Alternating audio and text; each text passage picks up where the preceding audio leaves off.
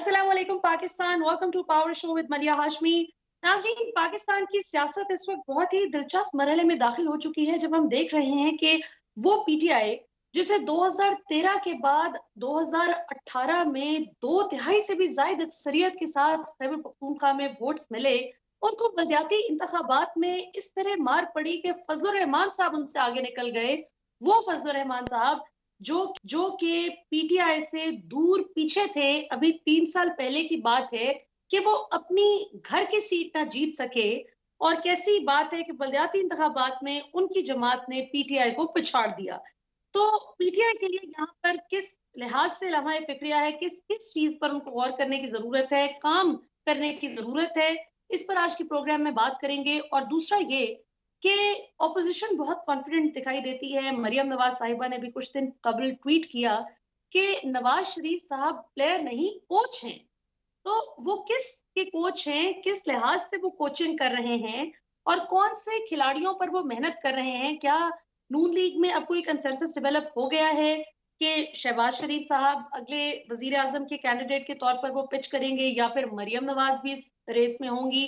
क्योंकि अभी तक भले वो नून लीग के लीडर्स नवाज शरीफ कैंप में हो या शहबाज शरीफ कैंप का हिस्सा हो, उनका तकरीबन तकरीबन इस चीज पर कंसेंसस नजर आता है कि हमारी तरफ से वजीर आजम के कैंडिडेट शहबाज शरीफ होंगे। अलबत्ता मरियम नवाज साहिबा ने कभी भी इस बयानिए को एंडोर्स नहीं किया। वहीं जरदारी साहब ने भी ऐलान कर रखा है कि अब मैं लाहौर और इस्लामाबाद में खैमे लगाऊंगा, और मैं अब हुकूमत को वफाक में भी टफ टाइम दूंगा। तो क्या होने जा रहा है? हमारे साथ मौजूद हैं पाकिस्तान के नामवर सहाफी और तजिया निगार जनाब अतहर काजमी साहब। काजमी साहब, प्रोग्राम में बहुत खुशामदीद। सबसे पहले तो ये बताइए कि आपकी क्या इत्तलात हैं, क्या होने जा रहा है? ये जो जरदारी साहब खेमे लगाने की बातें कर रहे हैं, क्या पीपल्स पार्टी ये इनफरादी हैसियत में खेमे लगाने जा रही है इमरान खान के खिलाफ, या फिर नून लीग भी उनका साथ देगी? और ये कि आप लंदन में मौजूद हैं, तो कुछ हमें वहां की भी खबर सुनाइए। हम तो सुन रहे थे कि नवाज शरीफ साहब 25 दिसंबर को, यानी इसी साल के 25 दिसंबर को आज पाकिस्तान में मौजूद होंगे, लेकिन अभी तक उनके आने की कोई खबर नहीं मिली। लेकिन कुछ लोग कहते हैं कि वो आकर सरप्राइज करने वाले हैं। अयाज सादिक साहब ने भी कहा कि मेरी खुशी आपको मेरे चेहरे से नजर आई गई होगी, अब मैं जब इंग्लैंड जाऊंगा तो मियाँ साहब को लेकर आऊंगा। Your take on that. देखिए, जहाँ तक मियाँ साहब का ताल्लुक है, इसी हफ्ते हमारे एक दोस्त हैं सहाफ़ी अनीक नाजी साहब, उनकी मियाँ साहब से मुलाकात भी हुई और आज सुबह ही मेरी नाजी साहब से बड़ी तफ़सीलन इस हवाले से गुफ्तगू हुई और मैंने उनसे पूछा कि मियाँ साहब किस मूड में आपको लग रहे हैं? और वो जो आपने बात की, मरियम नवाज़ साहिबा ने कहा कि वो कोच बनेंगे, उसी किस्म का सवाल मैंने उनसे पूछा कि क्या अब आप ये समझते हैं कि मियाँ साहब उस पोज़ीशन में जा रहे हैं कि जहाँ पे वो बैठ के लोगों को सियासत करवाएँगे या फिर अभी भी वो खुद मुतहरिक किरदार अदा करना चाहते हैं। तो नाजी साहब ने मुझे बताया कि मियाँ साहब की गुफ्तगू से ये बिल्कुल क्लियर था कि वो अभी भी खुद सियासत करना चाहते हैं, खुद वज़ीर-ए-आज़म बनना चाहते हैं, खुद जिसे आप कह सकते हैं कि एक्टिव पॉलिटिक्स में हिस्सा लेना चाहते हैं।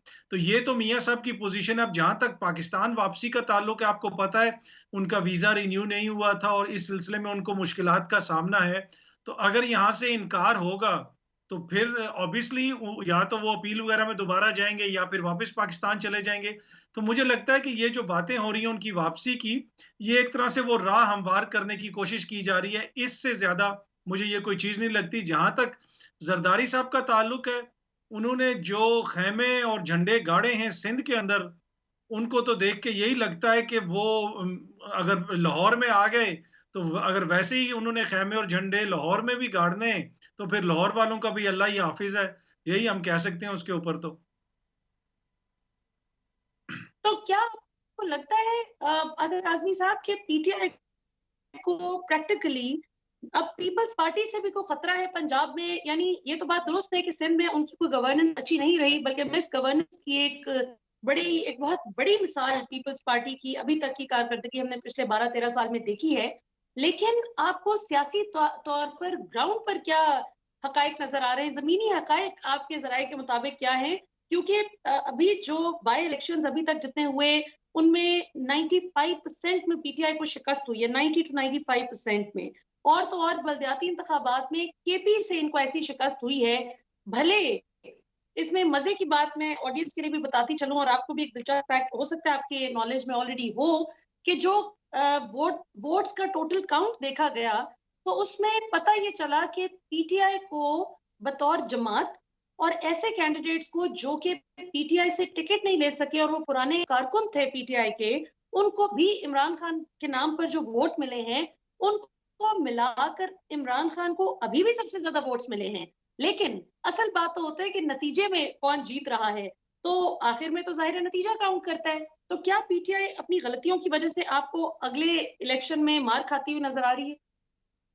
देखिए होता ये है कि गलती एक दफ़ा होती है, गलती 2 दफ़ा होती है। अब तो ऐसे लगता है कि जैसे इनकी आदत सी पड़ गई है और इनको मज़ा आता है हार के।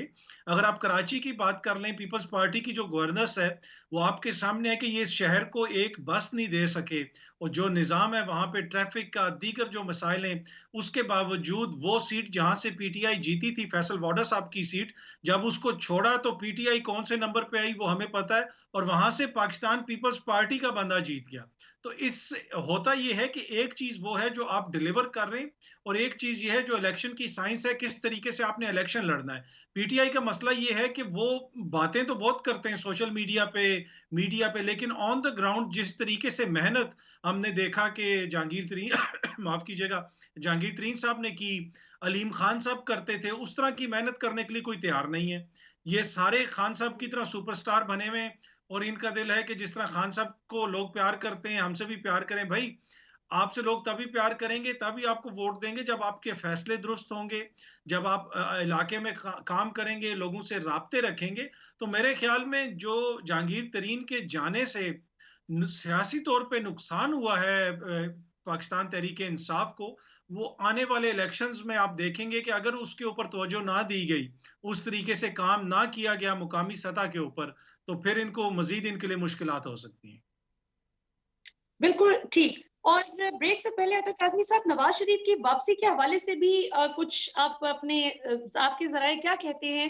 क्योंकि मेरे ज़राए के मुताबिक नवाज शरीफ साहब अब ये चाह रहे हैं, उनको ये तो समझ आ गई है कि हुकूमत मुझे किसी भी तरह किसी कानूनी रास्ते से वापस नहीं ला सकेगी। तो ज़ाहिर है कि लीगल नुक्तों में फँसकर हुकूमत तो चकरा कर रह गई है। यहाँ तक कि शेख रशीद साहब का भी अब मुझे मोरल डाउन होता हुआ दिखाई देता है, जो मुझे याद है धरने में 2014 में कंटेनर पर खड़े होकर बहुत बड़े जोश से कहा करते थे कि कुर्बानी से पहले कुर्बानी होगी, और वैसे भी वो बड़ी दबंग स्टेटमेंट्स देते आए हैं। लेकिन उन्होंने भी कहा है कि जरा ये नाला लई के मंसूबे का इफ्तिताह हो जाए, वो किसी तरफ चल पड़े काम, तो बस फिर मैं भी अपनी सियासत के हवाले से कोई बड़ा फैसला कर लूंगा। तो आपको लगता है कि पीटीआई का मोरल डाउन देखते हुए नवाज शरीफ साहब अब कोई पॉलिटिकल एंट्री अपनी पाकिस्तान में इस उम्मीद पर दोबारा से ज़रा कोशिश कर सकते हैं करने की कि शायद मैं कानून से बच जाऊं और एहतसाब भी ना हो और सियासी माहौल इतना चार्ज्ड हो कि बस वो कहें भी मियाँ दे नारे बजनगे। देखिए मियाँ साहब का प्रॉब्लम ये है कि मियाँ साहब की इधर जो जमात है, एक तो देखें उसके अंदर भी इख्तलाफात हैं। आपको याद होगा कि जब उनके अपने भाई की पंजाब के अंदर हुकूमत थी और मियाँ साहब लंदन से वापस आए थे, तो उनके भाई जो वजीर आला थे, वो लाहौर एयरपोर्ट तक नहीं पहुंच सके थे। वो लाहौर एयरपोर्ट तक वो जुलूस नहीं जा सका था जो जाना था लाहौर मियाँ साहब की खुशामद उनके खुशामदीद करने के लिए। तो मुझे नहीं लगता कि इन हालात में मियाँ साहब वापस आएंगे। जिस जहां तक पहले भी हमने बात की, मरियम बीबी ने कहा कि वो कोच हैं। वो कोच हैं या नहीं है, लेकिन इन लोगों ने पाकिस्तान को एक खेल का मैदान समझा हुआ है, जहां पे ये रोज नया एक खिलाड़ी उतारते हैं और पाकिस्तान के जो अवाम है उनको फुटबॉल बनाया हुआ है कि उनको ये ठुडे मारेंगे और जिस भी खिलाड़ी का पाँव चल गया उस खिलाड़ी को हम कह देंगे कि अब पाकिस्तान में तुमने खेल खेलना है। तो ये कोच तो हैं, लेकिन जिस एकेडमी में इनको इनको इनके जो खिलाड़ी हैं, मुझे नहीं उस एकेडमी के अंदर कोई ऐसा इस वक्त सुपरस्टार नजर आ रहा जो इनके लिए गोल करेगा। तो ये मुझे लगता है कि वो कोच होंगे कि जिन्होंने सारी जिंदगी कोई कप नहीं जीता और इसी तरह मुझे लगता है रिटायर हो जाएंगे। जी बिल्कुल। और मरियम और शहबाज शरीफ के दरमियान जो एक टग ऑफ वॉर है कि मैं अगली वजीर आजम की कैंडिडेट बनना चाहती हूँ, वो कहते हैं कि अब मेरा हक है, मैंने सारी जिंदगी भाईजान की बहुत फर्मा बरदारी में गुजार ली, अब मेरा हक बनता है। तो आपको क्या लगता है कि किसकी अगली बारी इन दोनों में से कैंडिडेट के तौर पर पिच किए जाने के हवाले से आ सकती है? हम ये नहीं कह सकते अभी वैसे हतमी तौर पर कि इनमें से कोई बन सकता है, क्योंकि शहबाज शरीफ साहब के आए दिन जो ठोस सबूत भी अब सामने आ रहे हैं कि जो उनकी माली करप्शन की कहानियां हैं, जो पूरी उनकी फैमिली ने की, जिसमें उनके बेटे भी शामिल हैं, उनकी अहलिया का भी नाम आया, मुलाजमीन भी, अब उनके खिलाफ भी चालान तैयार किया गया एफआईए की जानिब से। लेकिन नून लीग में आपको कोई कंसेंसस नजर आ रहा है कि किसको आगे बागडोर दी जाएगी? देखिए जी, नून लीग जो है वो नवाज शरीफ साहब हैं। अगर नवाज शरीफ साहब ने मरियम के ऊपर हाथ रख दिया कि मरियम कैंडिडेट होंगी, तो मुझे नहीं लगता कि शहबाज शरीफ साहब कुछ ज्यादा कर सकेंगे। ये थोड़ा सा मुश्किल फैसला होगा, इसलिए कि ऑब्वियसली शहबाज शरीफ साहब एक सीनियर लीडर हैं और उनकी पार्टी के अंदर भी बहुत सारे लोग उनको पसंद करते हैं। और मरियम बीबी की जो सियासत है, अगर आप उस सियासत को देखें, तो उस सियासत ने सिर्फ और सिर्फ नून लीग की जई तई फेरी है और किसी की जई तई नहीं फेरी। तो वो जो कहती है ना कि मीडिया ने, जिसे मैंने कहा है कि इनकी जई तई फेर दें, तो बेसिकली उन्होंने अपने वालिद की और अपनी जमात की जई तई फेरी है। तो और इस चीज का इदराक उनकी जमात के अंदर भी लोगों को है, और वो समझते हैं कि अगर मरियम बीबी को आगे लाया गया तो मजीद मुश्किलात पैदा होंगी, इसलिए कि ये इन्हीं की सियासी बसीरत है कि मरियम बीबी ने अपने बाबा को प्राइम मिनिस्टर हाउस से निकाल के पहले जेल पहुंचाया, जेल से लंदन पहुंचाया, और लंदन पहुंचाने के बाद वो फिर कह रही हैं कि मैंने पीटीआई की जई तई फिरवा दी है। तो ये जई तई इन्होंने अपनी फिरवाई है, और अगर यही इनकी हरकतें रही तो मुझे नहीं लगता कि इनकी पार्टी भी इनके साथ चल सकेगी। लेकिन बात वही है कि ये जमहूरी जमातें तो है नहीं है कि कोई पार्टी इसके ऊपर असूली मौक़िफ़ लेगी। खानदानी कंपनी है, खानदानी कारोबार है, जिसके ऊपर नवाज शरीफ साहब हाथ रखेंगे वही कैंडिडेट होगा।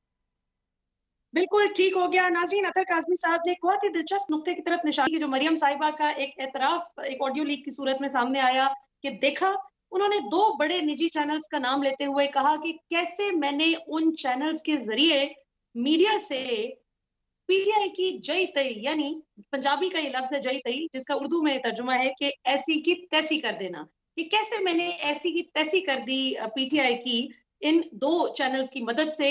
इस मौजू पर भी ब्रेक के बाद बात करेंगे कि क्या पाकिस्तान, जो कि हम कहते हैं कि एक बहुत बड़ा जमहूरी मुल्क है, यहाँ पर अवाम की सेहत सबसे ज़्यादा इम्पोर्टेंट है, यहाँ पर इदारों की जो सालमियत है, वो हमारी सराखों पर है, रियासत को मज़बूत होना चाहिए।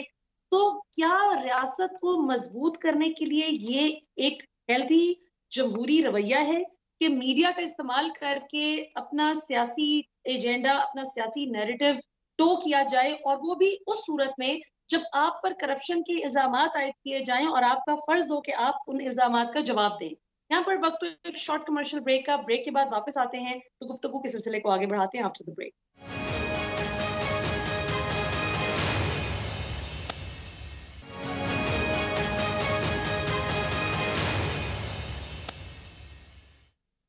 वेलकम बैक नाज़रीन, हमारे साथ मौजूद हैं अतर काज़मी साहब, और हम बात कर रहे हैं पाकिस्तान की मौजूदा सियासी सूरत हाल पर। कुछ खैबर पख्तूनख्वा की जो बलदियाती इंतखाबात का नतीजा आया, उसने यकीनन पीटीआई को तो अपसेट किया ही, लेकिन वहीं पे एक बड़ी इंटरेस्टिंग डेवलपमेंट सामने आई है कि वो फजल रहमान साहब, जो अपनी घर की होम कॉन्स्टिट्यूएंसी हार गए, जो 2018 के आम इंतखाबात में अपनी सीट नहीं जीत सके, वो आज अपनी उनकी जो जमात है उसने सबसे ज्यादा सीट सिक्योर की हैं। अदर काजमी साहब, इमरान खान साहब पर एक तनकीद की जा रही है उनके नाकदीन की जानिब से, जो उन्होंने कहा है कि अब मैं खुद ओवरसी करूंगा जरा इसको, कि कैसे टिकट्स की डिस्ट्रीब्यूशन हो रही है, और ये गलत उम्मीदवारों का जो चुनाव था, इस वजह से हमें शिकस्त का सामना करना पड़ा। कुछ तज्जिया निगार और इमरान खान साहब के नाकदीन ये कहते हैं कि ये हकीकत को तस्लीम नहीं कर रहे कि महंगाई के हाथों इनकी जमात पिट गई है और इनकी मकबूलियत अवाम में बहुत कम हो गई है। वहीं पे कुछ लोग उनको अप्रिशिएट भी कर रहे हैं कि कोई धांधली के और एस्टेब्लिशमेंट की इन्वॉल्वमेंट का रोना नहीं रोया गया, और खामोशी से अपनी हार तस्लीम करके इंट्रोस्पेक्शन का फैसला किया गया है। आप किस नुक्ता नजर के हामिल हैं?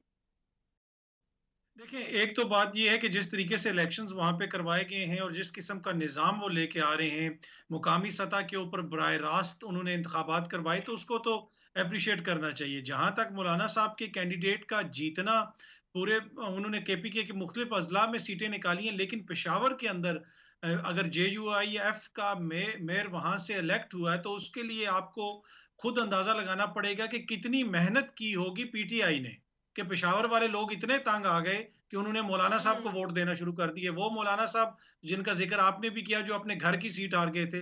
पिछले इंतखाबात में। तो इसमें कुछ कोताहियाँ हैं पीटीआई की, अपनी जमात की, इनका जो पार्टी का स्ट्रक्चर है, उसके अंदर मसाइल हैं, उनको ये ठीक नहीं कर रहे और ये कोई पहला मौका नहीं है। पेशावर में ही जो कंटोनमेंट के इलेक्शंस हुए थे, उसमें भी ये 4 में से मेरे ख्याल में गालिबन सिर्फ 1 सीट जीत सके थे, 3 हार गए थे। पंजाब के अंदर जो कंटोनमेंट के इलेक्शंस हुए थे, उनमें ये हार गए। कराची में जो हुआ बाय इलेक्शन, उनमें ये हार गए। पंजाब में जो बाय इलेक्शंस हुए, उनमें ये हार गए। नौशहरा के अंदर ये बाय इलेक्शन हार गए। तो प्रॉब्लम ये है कि कोई ना कोई मसला तो है। अगर खान साहब ने वजीर आजम बन के भी काउंसलर के लेवल का टिकट भी खुद माइक्रो मैनेज करना है, तो बाकी सारी टीम को तो फिर उनको फारिग कर देना चाहिए। तो ये खान साहब की टीम की जो नाअहली है, उसकी कीमत हम्म। अदा कर रहे हैं, उनकी पूरी जमात कीमत अदा कर रही है और खान साहब खुद भी कीमत अदा कर रहे हैं, इसलिए कि अल्टीमेट बात तो खान साहब के ऊपर ही आती है। जहां तक मौलाना बिल्कुल। साहब का ताल्लुक है, अब जब वो सीट जीते हैं तो अब उनको किसी किस्म की धांधली नजर नहीं आ रही। अब एकदम से वो कह रहे हैं कि साफ शफाफ हैं। लेकिन अगर आप नोट करें, जो ही वो ये सीट जीते हैं, जो पहली उनकी प्रेस टॉक थी, जो बात कर रहे थे, उसमें उन्होंने मीडिया से भी कहा कि हम उनको बताना चाहते हैं कि हम पे एतबार करो, हम हुकूमत चला सकते हैं, इनसे बेहतर चलाएंगे। जरदारी साहब भी कहते हैं कि मुझसे फार्मूले मांगे जा रहे हैं।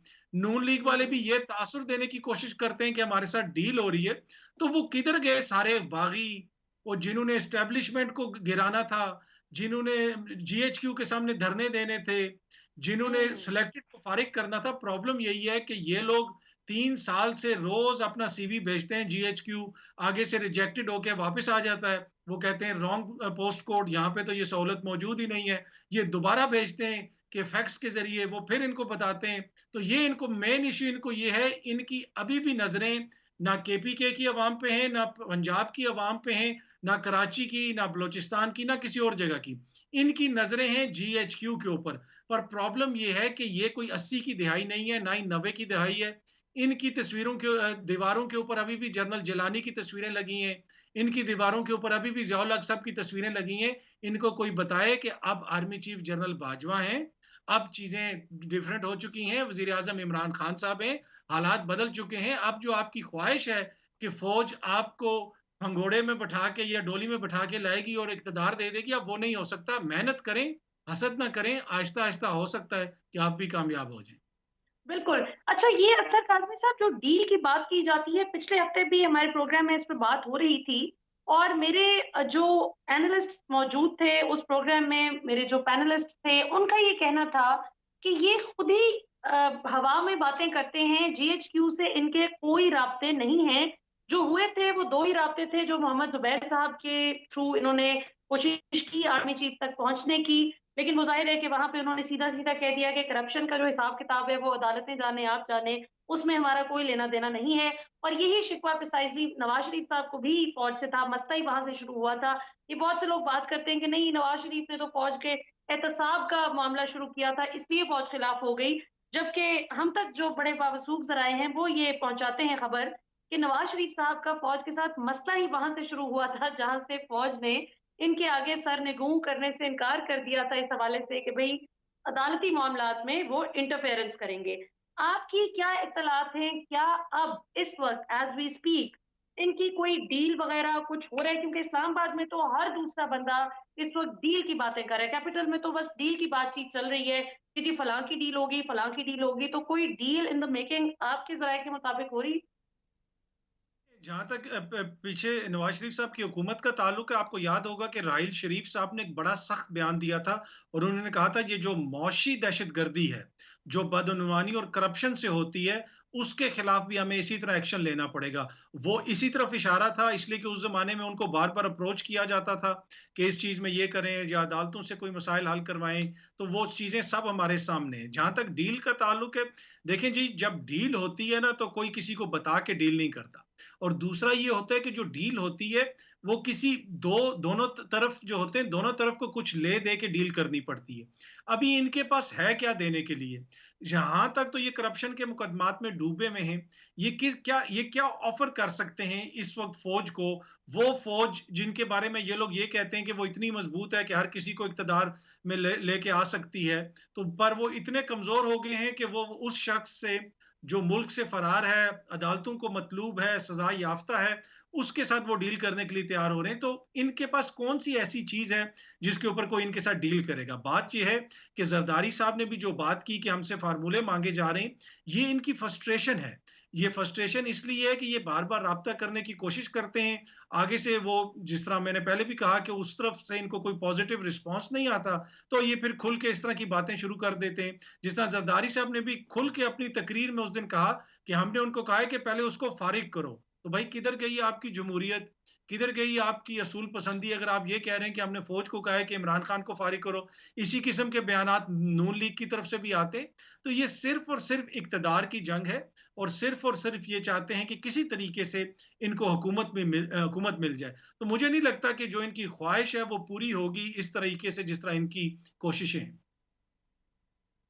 साहब, आपके तज्जिये में यकीनन बहुत वजन है, लेकिन इससे कॉन्ट्रेरी एक बात की जाती है, जो कुछ एनालिस्ट ये बात करते हैं कि अगर इनकी कोई डील ना हो रही हो और अगर वाकई इस्टेब्लिशमेंट इनसे कोई फॉर्मूला ना मांग रही हो, तो फिर ये कैसे मुमकिन है कि जरदारी साहब की जो केस की कुछ फाइल्स हैं वो गायब हो जाए और इनका एहतसाब इस कदर स्लो डाउन हो जाए। और फिर कुछ तज्जिया निगार बहुत सीनियर साहबी हैं, मैं नाम कोट नहीं करूंगी, वैसे तो खैर उनकी खबरें भी अब कोट करते हुए थोड़ा सा तजब्जुब का शिकार होता है इंसान, क्योंकि अब तक उनकी कम से कम भी 30 से 35 खबरें गलत साबित हो चुकी हैं, जो बाद साबित हो गया कि ख्वाहिश पर मबनी वो बातें थी जो खबर बनाकर पेश की गई। लेकिन उनका भी ताजा तरीन उन सब लोगों का तज्जिया ये है कि इस वक्त जरदारी साहब के खिलाफ जो करप्शन केसेस हैं उनको भी विड्रॉ करने का प्रेशर डाला जा रहा है। इस हवाले से आपकी क्या इतलात हैं कि क्योंकि ये तो हम सबको मालूम है कि इदारों के अंदर भी कुछ लोग ऐसे मौजूद हैं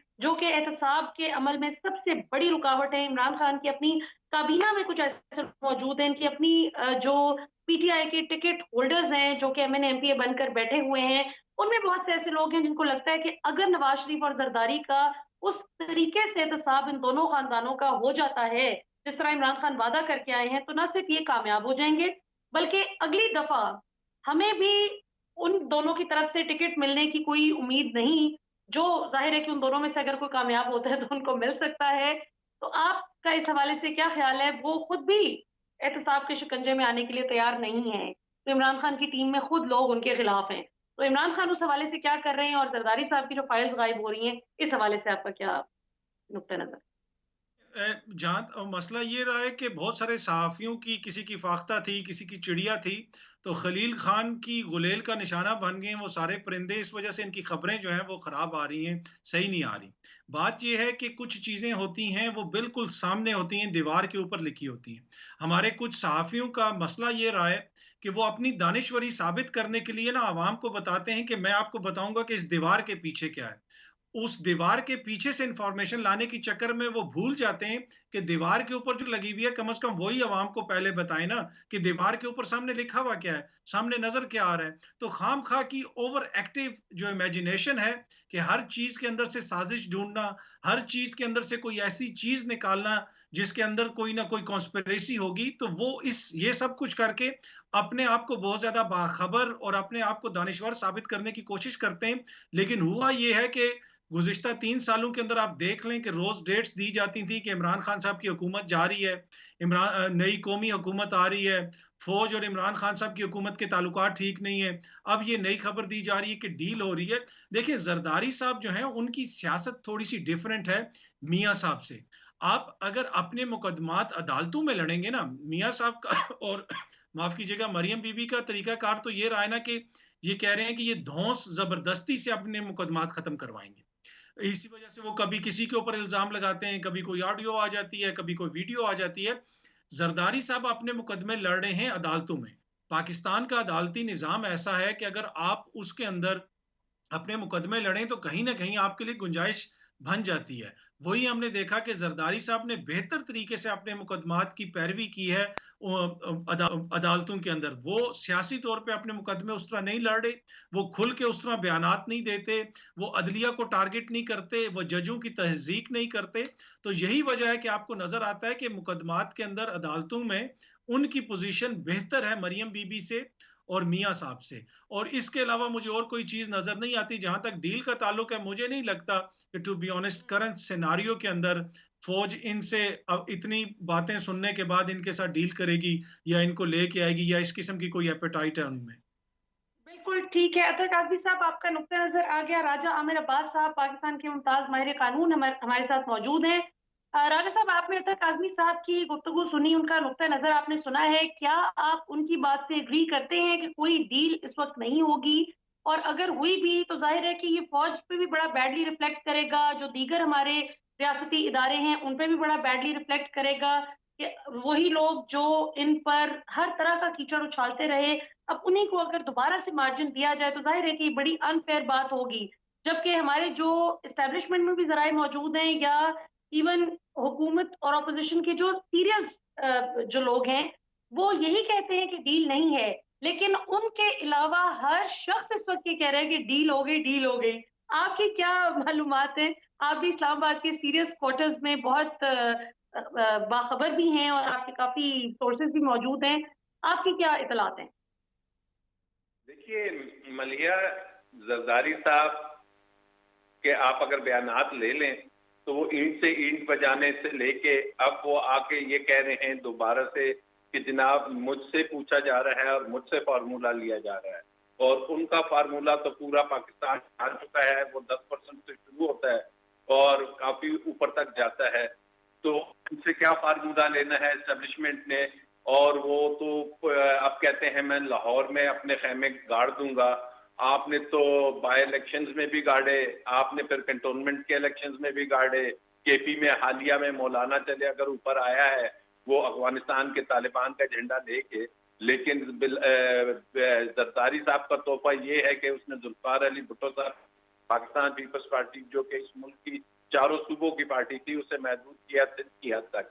जहां तक बात है डील वगैरह की, तो कतन डील से कोई मुझे नजर नहीं आ रहा। हाँ, एक चीज जो प्रॉब्लमेटिक है या जो रियल एक इशू है वो जो डील से भी ज्यादा खतरनाक है वो ये है कि मौजूदा हुकूमत की कारकर्दगी। क्योंकि अगर कोई लोग किसी स्टेज पे डील की तरफ जाएंगे तो फिर जरदारी या नवाज शरीफ को लाने की डील नहीं होगी।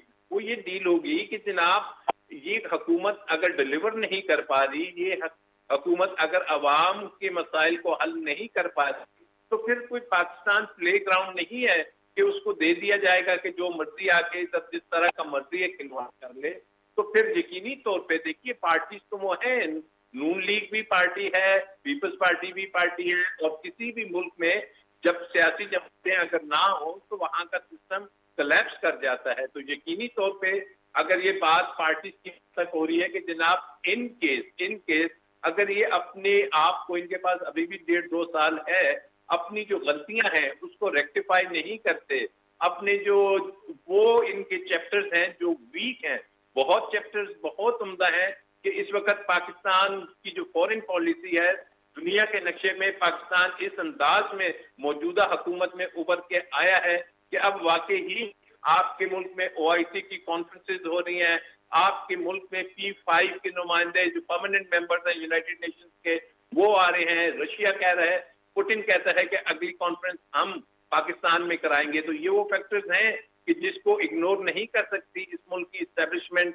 सिर्फ इसलिए कि जी उनको जरदारी को लाना है जो कि आया था। उनको भूलना नहीं चाहिए कि यही कॉन्डोलीजा राइस थी जिसने आके पाकिस्तान में फिर NRO करवाया और फिर इन्हें लेके आए। तो मैं नहीं समझता कि इस किस्म की कोई डील होगी कि जरदारी साहब या नवाज शरीफ आप वहां से टहलते टहलते आ जाएंगे एक रेड कारपेट पे कि जनाब इस मुल्क की, ये हमारा मीडिया अनफॉर्चुनेटली कि उनकी क्रिमिनलिटी को बताने की बजाय लगा हुआ है कि जी अगला वजीर आजम शहबाज होगा, मरियम भी कन्विक्ट है, शहबाज पे केसेस हैं, नवाज शरीफ होगा। 24 घंटे लोगों को ये बताया जा रहा है। जो बताने की चीज है कि जी इस वक्त महंगाई है, जो इश्यूज हैं। अब ये तब हुआ कि जब जरदारी साहब ने देखा कि मियाँ साहब की फैमिली पे मीडिया पूरा लगा हुआ है कि शहबाज आना है, मरियम ने आना है, मियाँ साहब ने खुद आना है, तो उन्होंने कहा पहले वो दे दिया, फिर ये न्यूज में इन रहने के लिए उन्होंने ये खबर वगैरह दी।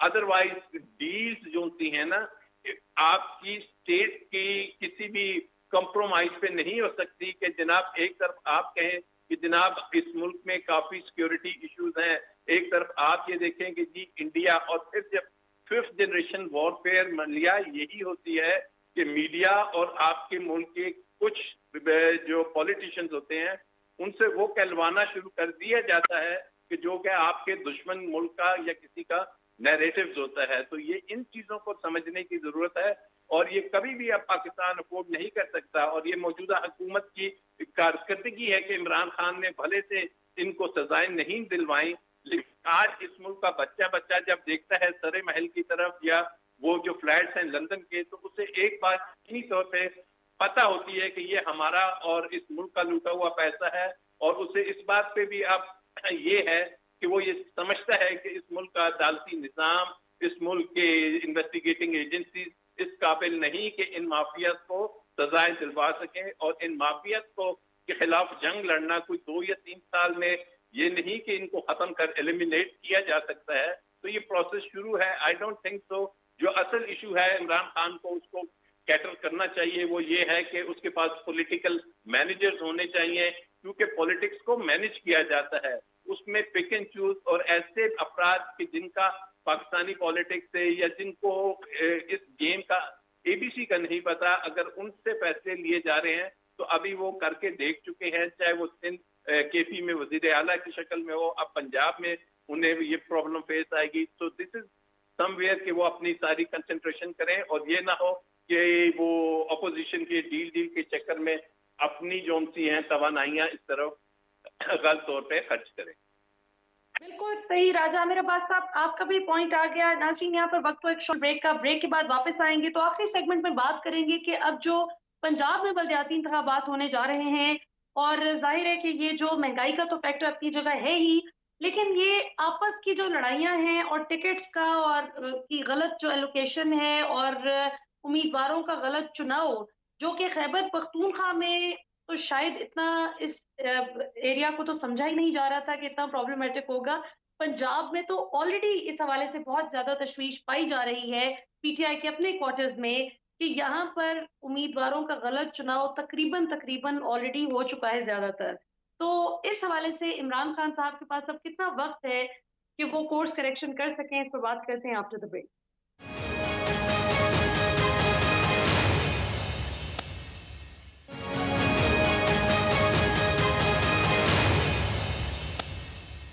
वेलकम बैक नाज़रीन। बात हो रही है अतर काज़मी साहब और राजा आमिर अब्बास साहब से पाकिस्तान की मौजूदा पॉलिटिकल सिचुएशन पर। अतर काज़मी साहब, पंजाब में भी बलदियाती इंतखाबात की आमद है और जहां इमरान खान साहब एक हवाले से ये बहुत बड़ा क्रेडिट तो बैग करेंगे डेफिनेटली कि पहली मर्तबा इस तरह से डायरेक्ट इलेक्शन करवाने का जो जुर्रत का मुजाहिरा किया इमरान खान ने, और ये पहले वजीर आजम है जो पाकिस्तान में पहली दफा यूं पार्टी बेस्ड इलेक्शन इन्होंने करवाए हैं। भले इसमें इनको खैबर पख्तूनख्वा में खुद बहुत नुकसान हुआ पीटीआई के अंदर मौजूद काली भेड़ों की वजह से, लेकिन पंजाब में बुज़दार साहब से भी बहुत लोग खुश नहीं हैं।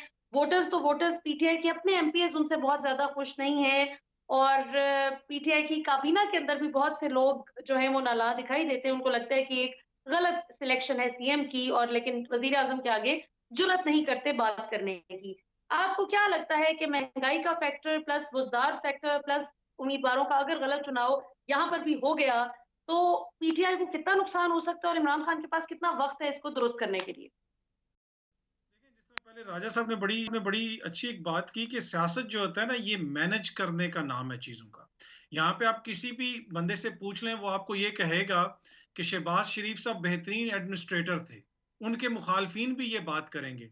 लेकिन अगर शहबाज शरीफ साहब बेहतरीन एडमिनिस्ट्रेटर होते तो क्या महकमा माल को इस हालत में छोड़ के जाते, पुलिस को इस हालत में छोड़ के जाते, महकमा सेहत को इस हालत में छोड़ के जाते? एक भी महकमा आप बता दें पंजाब के अंदर जिसकी कारकर्दगी अच्छी हो, जो कोई काबिल तारीफ हो और इस हुकूमत ने आके खराब कर दी हो? नहीं। पर वो चीजों को मैनेज बेहतर तरीके से करते थे। खान साहब कहते तो हैं कि मेरा वसीम अकरम प्लस है, वहां पे मेरी टीम बड़ी जबरदस्त है, लेकिन अगर वो मैनेज नहीं कर सकते चीजों को, अगर वो आवाम तक वो मैसेज ही कन्वे नहीं कर सकते, तो फिर ऐसी टीम का क्या फायदा? और ये एक बहुत बड़ा कम्युनिकेशन गैप है इस वक्त। खैबर पख्तूनख्वा के अंदर भी हमने देखा है कमजोर वजीर आला हैं, उनकी बात कोई नहीं सीरियसली लेता। पंजाब के अंदर भी यही सूरत हाल है और इसका नतीजा आपको बैलेट पेपर की सूरत में नजर आएगा। इसका नतीजा आपको जो एहतजाज अवाम करेगी वो उसका नुकसान होगा पीटीआई को। और मुझे लगता है कि अगर इसी तरह चीजें चलती रहीं तो पीटीआई के लिए मुश्किलात होंगी। लेकिन जब जनरल इलेक्शन आएगा ना और खान साहब खुद निकलेंगे, खुद कैंपेनिंग करेंगे, तो फिर उनकी अपनी एक गुडविल है, उनकी अपनी एक शख्सियत है, उसको देख के नुकसानात कम हो जाएंगे। लेकिन बलदियाती इलेक्शंस में इनको काफी नुकसान हो सकता है। बिल्कुल सही राजा मेरे पास साहब, लास्ट मिनट आपका इस हवाले से क्या टेक है, योर टेक ऑन दैट? देखिए जी, बात वही है कि मैनेज करना, और मैनेज करना पंजाब में चीफ मिनिस्टर का काम होता है।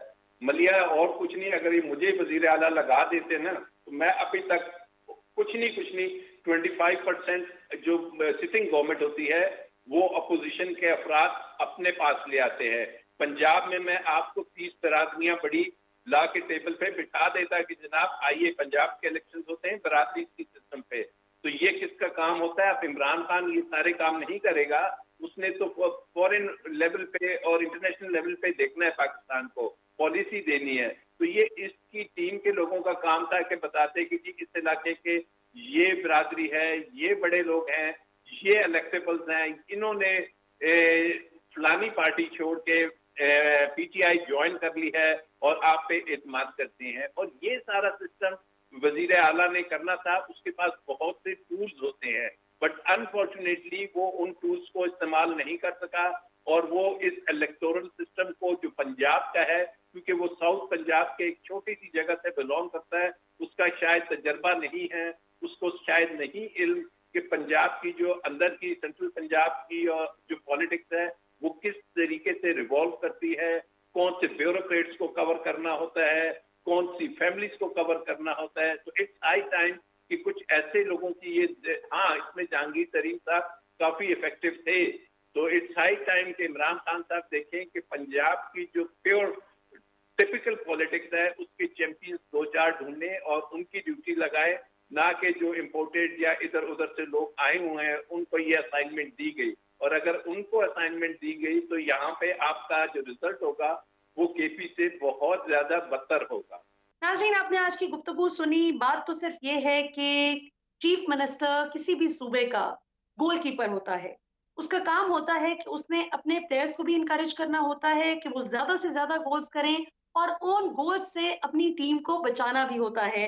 बात ये नहीं कि बुज़दार साहब हों या महमूद खान साहब हों, वो कोई छोटे इलाकों से हैं या छोटे जिले से हैं तो शायद इसलिए उनका एक्सपोजर नहीं, ये बात नहीं। बात कॉम्पिटेंट होने की है और अपनी एडमिनिस्ट्रेटिव स्किल्स के मजबूत होने की है। अब भी वक्त है। इमरान खान साहब को इस वक्त रेडिकल चेंजेस करने की जरूरत है। अगर वो अपनी इसी टीम के साथ भी चलना चाहते हैं वो उनकी मर्जी है, लेकिन रिजल्ट्स अवाम को मिलने चाहिए। अगर अवाम को रिजल्ट नहीं मिलेगा तो सबसे ज्यादा अफसोस की बात ये होगी कि इमरान खान ने जो तब्दीली का और निजाम की बेहतरी का ख्वाब सिर्फ पीटीआई के वोटर्स और सपोर्टर्स को नहीं दिखाया था, बल्कि अपने नाकदीन को भी दिखाया था। डीप डाउन इनसाइड इनके नाकदीन को भी लगता था कि शायद इमरान खान कुछ कर जाएं। तो 2 साल से कम वक्त रह गया है, वक्त का मुकाबला इस वक्त। देखते हैं कि इमरान खान अपने अब जो आने वाले चैलेंजेस हैं उनसे किस तरह से निबर्द आजमा होते हैं। ये तो हमारा यकीन है कि अगर आपकी नीयत सच्ची हो और कोशिश मुखलिस हो तो अल्लाह ताला मदद जरूर करते हैं इंशाल्लाह, चाहे वो कोई भी हो। आज के लिए इतना ही। अगले हफ्ते आपसे फिर मुलाकात होगी इंशाल्लाह। पाकिस्तान जिंदाबाद।